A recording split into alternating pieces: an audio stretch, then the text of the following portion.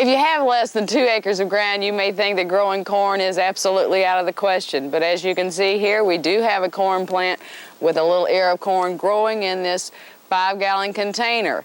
Now granted, growing corn and beans and things of that type may be just a little bit ridiculous on a patio, but there are many varieties of vegetables that will do quite well in these containers and that will supply most of your needs throughout the growing season.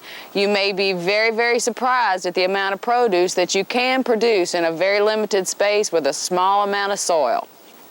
Now let me give you an idea of some of the things we're going to need to be successful in growing these plants in a container. Any container will do as long as you have good drainage and you have the right volume of soil in that container. Now when we speak of soil, I don't mean go out and dig in the garden or dig around the apartment building and get your soil. These containers need a very light mix. They have to have good drainage.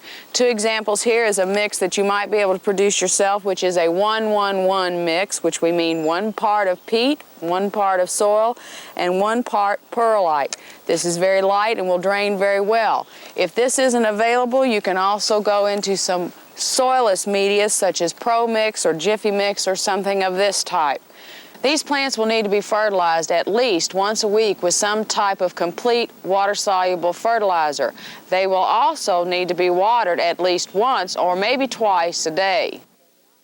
If growing vegetables in containers does not interest you, there are plenty of other plant materials that will do quite well in containers and may add a very beautiful accent to your home, apartment, deck, or wherever. I'm Sharon Bale, Extension Horticulture Specialist, UK College of Agriculture, for 18 Action News.